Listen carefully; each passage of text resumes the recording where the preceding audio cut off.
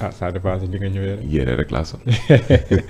En tout cas maa leen nuyu la nga doon teewul. maa ngi lay fay bu baax a baax Diallo di rafetlu encore une fois l'opportunité que vous m'avez donnée de communiquer avec les Sénégalais, mais plus particulièrement avec les patriotes, mais aussi les Sénégalais de la diaspora.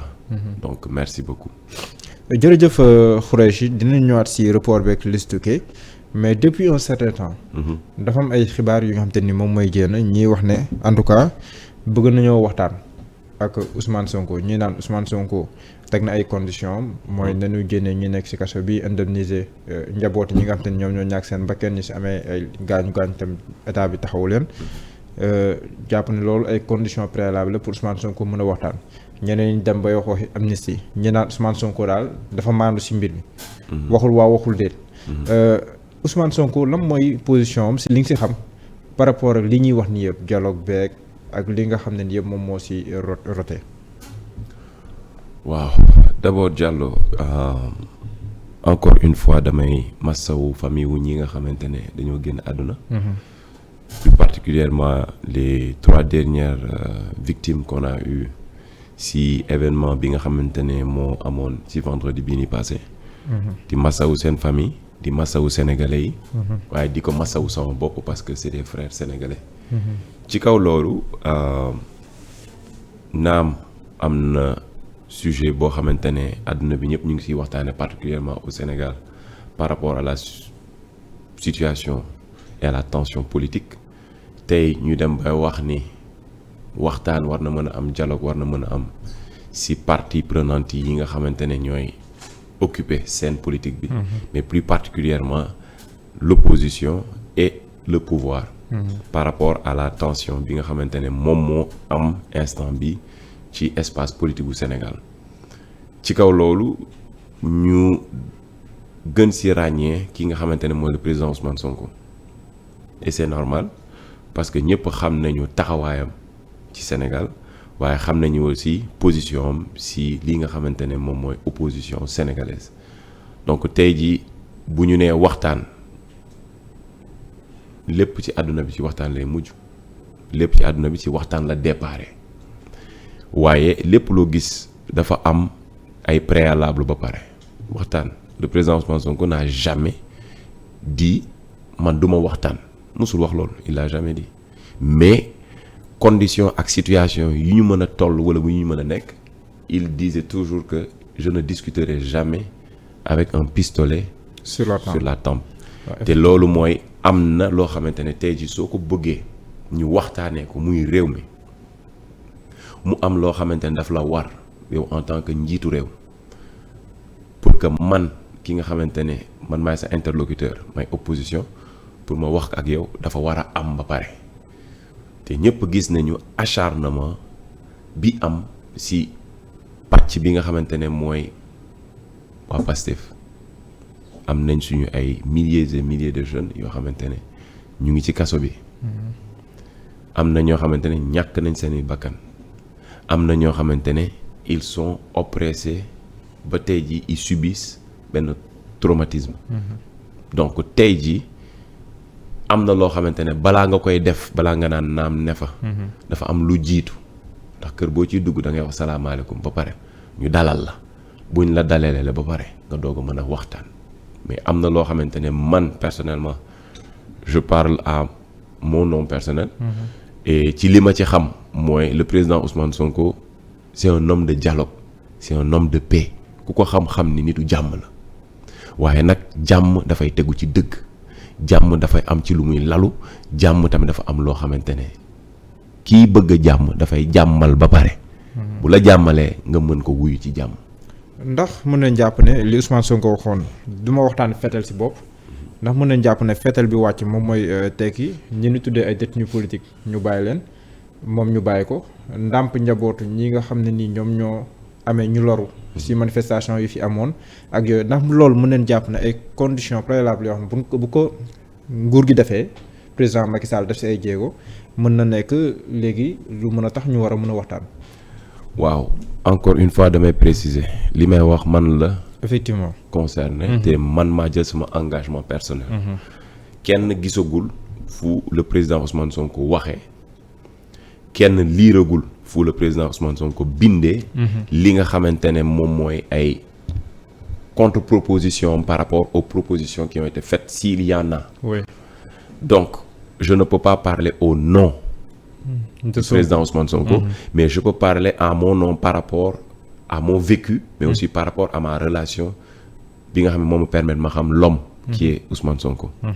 Donc tey jii man je me dis que ni il faut que ñu xoolaat d'abord lan moo créé lii lan moo ñu yóbbu ba fii li ñu yóbbu fii ñu xool lan lañ ci mën a def imminemment léegi nii instant bi te loolu yow xam nga ko xam naa ko. non leeral ñu ko. ok ñaata détenus politiques ñoo am ci kaso bi bari nañu lool ils sont plus de 1500 et quelques à la limite il y en a même certains qui disent 2500 je n'ai pas le nombre exact mais c'est des milliers ñooñu kenn ku ci nekk dafa am foo jóge am famille am ay parents soxla nañu seen ay doom ci kaw loolu dañu ne woon amul détenu politique n'est-ce pas? Pendant combien de mois nous sommes en train de crier partout qu'il faut libérer les détenus politiques. C'est des détenus politiques. Tey le président de la République, c'est lui qui a demandé à son gouvernement de par le biais du ministre de la Justice pour mu libérer les détenus. Pour mu xool les conditions d'apaisement. Non, les détenus. Quels détenus? C'est des détenus parce qu'il y a des détenus, mais quel type de détenus? C'est des détenus politiques. Il faut libérer ces détenus. Libérer le président Ousmane Sonko ak ñi mu àndal ñëpp ba pare. Parce que le président l'a dit, yéen a ma jàpp, yéen a ma barricadé, yéen a ma enfermé, yéen a may génne. Nit ki ngay waxal xanaa balaa ngaa waxtaan ak moom nga jàmmal ko may ko liberté ba pare. Léegi nag su fekkee war na mën a waxtaan ak yow su boobaa la ca war a am pour moom mu mën a wax ak yow moom mii ndeyu mbill ji dina la ko wax mais balaa dara nit ki da nga koy may jàmm ba pare. ci beneen boobu am na beneen fànn tu ne parles pas quand tu fais un appel pour dialoguer. Tu dialogues avec qui? Tu dialogues avec la personne Ousmane Sonko lambda en tant que citoyen sénégalais? Non, l'homme politique. Exactement. Donc quand tu dis l'homme politique, tu as un appareil politique. C'est son parti. C'est ton parti. Donc cet appareil a été dissous constitutionnellement et institutionnellement. Il faut rétablir cette situation-là. Pour que la personne, quand il puisse venir, mu ñëw ci benn casquette. Sinon, cet appel est ouvert à tous les Sénégalais. Parce que si tu fais un dialogue pour tout le monde... laaj bu njëkk bi ci ay kaf. ah moo tax ma laaj bu njëkk bi ci ay kaf. moo tax boo leen ñëw à quel titre ngeen di ñëw. Exactement moo tax ma ne la tey jii bu doon kon bu nekkee loolu la man yow ak keneen ak keneen war nañu mën a seet yére bi gën a rafet ci suñu yére yi. ñu sol ko te dem ci dialogue bi parce que dialogue bu boobaa dialogue bu ñëpp la. waaye tey li nga xamante ne moo am jafe-jafe ba causer tey jii cette pression au niveau de ce pays-là c'est la politique. Donc tu parles avec des acteurs politiques. Faudra rétablir aujourd'hui la situation politique de Ousmane Sonko pour qu'il puisse être président Ousmane Sonko de son parti Pastef. D'accord léegi sànq yaa ngi naan Ousmane Sonko kenn gisul mu bind loolu am na lu muy tekki mooy Ousmane Sonko gis na ne bu amee lu mu bëgg wax mu soxal ko boppam mën na koo bindulu. Bien sûr ci page Facebook am. Mais ku mel ni Ousmane Sonko nga xam ne mën naa wax 2014 ba tey lépp lu mës a xew Sénégal yéen a si yàbbi si wax ak sénégalais mais lu mel nii li reporter lu am lu mën a reporter. parce que ba léegi ni xamagul ndax c'est effectif ba conseil constitutionnel waxagul mais lu mel nii lu mën a reporter présidentiel bi te Ousmane Sonko ni mu doxalee mel na ni ku pare woon pour dem si élection yi parce que teg na ay candidats yu bëree bëri mais président Macky Sall wax ak sénégalais le 3 février bi ñu génn jël benn décision boo xam ne ni mën na sookee ñu reporter élection yi. Mais 3 février ba tey Ousmane Sonko ne pat te yëg na li xaw loolu pataaral boobu nan lañ ko war a déggee. ok d'abord sa genèse bi nga def da nga def de 2014 ba léegi. La situation de 2014 jusqu'à aujourd'hui tu sais qu'il y a eu beaucoup de changements. N'est-ce pas? Et pendant ces périodes-là, tu savais que le président Ousmane Sonko était libre de ses mouvements. Tey le président Ousmane Sonko il est en prison. Au Cap Manuel. am na ay restrictions yu bëri yoo xamante ne gars yi dañ ko def. visite amul wala ñi koy visiter c'est restreint c'est-à-dire dañ ko filtrer. au plus corsé niveau. communication à la limite c'est impossible. donc loolu d'abord benn la analyse boo mën a def. deuxième chose tu sais le président Ousmane Sonko wax na lépp saa waay il a tout dit ba lii ñuy dund nii soo demaatee ci archive yi mën nañu génnee fii le président Ousmane Sonko doon wax ba proposition bi le président Macky Sall joxe. loolu dinañ ci ñëw. d'amnistie bi. dinañ ci ñëw. wax na ci waxoon na ci. dinañ ci ñëw. voilà donc aujourd'hui le 1er mai la ci waxoon. exactement donc tey jii Ousmane Sonko wax na lépp ba pare. c'est à nous les Sénégalais d'avoir ce sens d'écoute, d'analyse et de réaction. Parce qu'on a subi beaucoup de choses. Maintenant, il faut réagir par rapport à l'information. Mais il faut réagir. xaaral rek ma ñëw. waaw d'accord ñëw. loolu mooy deuxième point. Maintenant troisième point bi mooy le président Ousmane Sonko dina wax bu jotee. période de parrainage bi lan lañ doon wax président Ousmane Sonko dégguñu ko bi waxtu wax jotee. dafa wax te bu waxtu jotee dina wax comme tu l'as bien dit et je confirme il n'a jamais été silencieux si situation bu mës a am ci Sénégal rawatina nag ci politique bi rawatina lii nga xamante ne mooy jongante magistrature suprême donc attends-toi bien que le président Ousmane Sonko communiquera mais sache que ce silence est un silence qui dort c'est-à-dire silence la boo xamante ne dafay wax lu bari. justement. voilà ndax parce que man relance bu la bëggoon def sax tontu nga parce que président parce que Ousmane Sonko am na ay canaux yu mën a waxee parce que bi ñu bindee président de la République recalé yi bind. ba dugalaale si turam dafa def benn communiqué saa si wax ne yu mel noonu na si génnee turam et puis bu nit di jël si turam di ko dugal si mbir na ko laaj ba pare. bien sûr kon am na ay moyens yu mu waxee même bu nekkee restreindre neen visite yeeg yooyu mais silence boobu noonu ngay wax est-ce que tekkul ne. fu mu toll nii am na luy daw am na waxtaan buy daw ñaa ngi dégg ñoom Alioune Tine selon certaines informations Pierre Goudiaby Atepa mi woowee tonton dem na seeti ko te Pierre Goudiaby Atepa mi ngi au cœur aussi de la médiation est-ce que nekkul si période médiation boobu noonu lan nekk moo tax mu ne pat patara. Wolof Njaay dafa ne. soo nee tekk rek tekk wan la yoon te fu ñu toll nii rëbëjoo la lépp lëmbe. da nga naan tekk dina wane yoon. le président Ousmane Sonko rek kenn xamee ko si tekk de. déedéet. Ousmane Sonko dafa yoo xam nga ko dafa communiquer wax na lépp. daanaka même son silence communique. mais voilà moo tax ma ne silence est-ce que mën ñu koo déggee ne que gars yi maa ngi négocier bii taw daw fa weere kon fu mu doon nii moom. déedéet ñu ngi si négociation yi bàyyi ma def part rek. lu ci déglu président ba fu mu yëg. déedéet lu ci mënti am. man. J'aurai cette prudence de ne pas m'avancer trop sur certaines choses que je ne contrôle pas parce que damay bëgg di wax toujours li nga xamante ne am naa ci xam-xam waaye it am naa ci information bi wóor parce que tu peux avoir beaucoup d'informations mais tu n'as pas la bonne information donc am na loo xamante ne soxlawul ma ciy sori mais li ma la wax mooy li am le président Ousmane Sonko communiquera bientôt il communiquera si li nga xamante ne mooy li mu bëgg communiquer moom. d'accord léegi. voilà est-ce que nekkul ne Ousmane Sonko en réalité dafa bañ a assumer. que mi ngi négocier. est-ce que nekkul loolu la mooy mu nekk dans situation boo xam ne nii mënul assumer ouvertement que mi ngi négocier ndax li fi xew par le passé seen diggante ak ñoom Barthélémy Dias ak yooyu si dialogue bi wees ak yooyu est-ce que nekkul loolu moo ko tënk si benn. kii boo xam ne daal pour mu assumer que mi ngi négocier day jafe. tu as utilisé un mot fort. et les mots. ont leur sens. quand tu dis il n'a pas ou bien il ne veut pas assumer c'est fort. waaw laaj la. un leader. s'assume.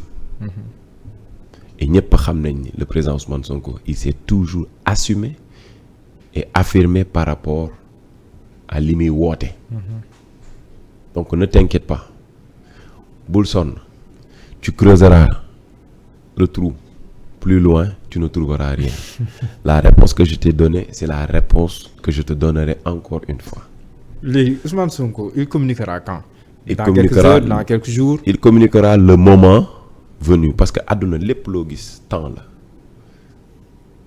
tout est cerné ci Eugène mooy waxtu wax dafa jooy ñu ne ko looy jooy mu ne dañ maa wax te sama waxtu jotagul bu leen yàkkamti waaye lenn xam naa ko le président Ousmane Sonko du complot le président Ousmane Sonko du deal le président Ousmane Sonko du protocole te lépp loo xamante ne soxal na askan bi lépp loo xamante ne woote na ko dina ko wuyoo parce que il est le parallélisme exact du projet.